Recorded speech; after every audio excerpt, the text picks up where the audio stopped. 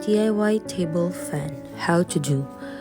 First, take a cardboard cutouts and create a wheel of the fan and put a hole in the middle. Next, connect the dynamo to the battery case using the wire. Insert the battery and align the symbols plus and minus accordingly. Next, disconnect the wire and stick the dynamo and the battery case in an empty bottle just like in the picture. Lastly, connect the wire to the battery case.